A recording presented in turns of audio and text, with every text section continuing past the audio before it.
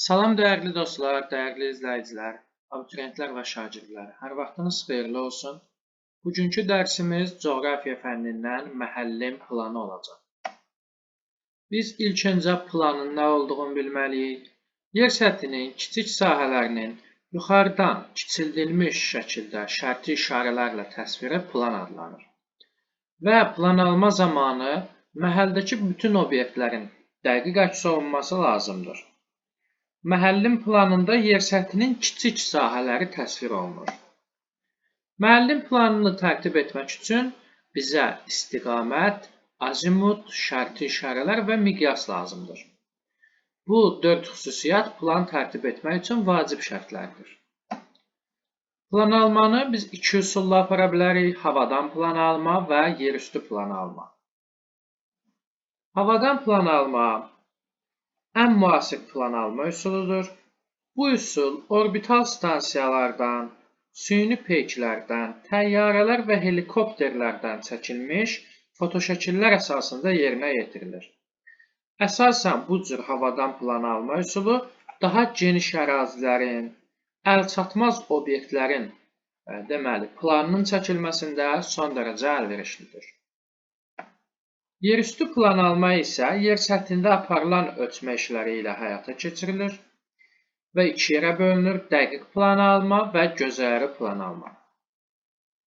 Əgər yerüstü plan alma teodolit, baxın bu teodolitdir, bu bussoldur. Teodolit, bussol kimi mürəkkəb alətlərlə aparıldıqda bu dəqiq plan alma. Kompas, metrə, transporter, planşet, pərcay, karandaş, xəttkeş kimi sadə alətlərlə aparıldıqda isə gözəyarı planlama adlanır. Gözəyarı plan alma özü də iki yerə bölünür: qütb usulu ilə plan alma və marşrut usulu ilə plan alma. Gəlin indi bunların nə olduğuna diqqət edək. İlk öncə qütb usulu ilə plan almaya baxaq. Ətrafdakı obyektlərin aydın göründüyü kiçik və açıq ərazilərdə aparılan plan alma qütb usulu ilə plan alma adlanır. Bunun üçün ərazidə qütb nöqtəsi seçilir. Baxın, məsələn, burada gördüyünüz kimi bir qütb nöqtəsi seçilib və yaxud burada bir qütb nöqtəsi seçilib və deməli, ora menzula yerləşdiririk. Ətrafdakı obyektlər həmin nöqtədən planşetə köçürülür. Ətrafdakı, baxın, bulaq, məktəb, körpü, ağac, bina və s. və ilə axır.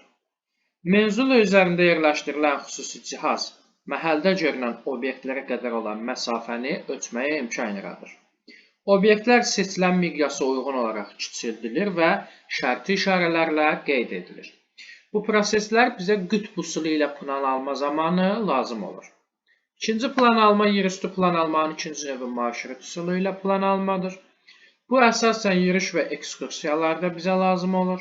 Bu üsul daha geniş və mürəkkəb quruluşa malik ərazilərin plana alınması üçün daha əlverişlidir. Marşrut üsulu ilə plan alma zamanı menzula bir neçə nöqtədə qurulur. Baxın, 1, 2, 3, 4 nöqtədə məsələn bu şəkildə qeyd olunub və hər bir nöqtədən obyektlər deməli plana köçürülür. Plan alma mövzuya aid olan məsələlər bunlar idi. Diqqətiniz üçün təşəkkür edirəm.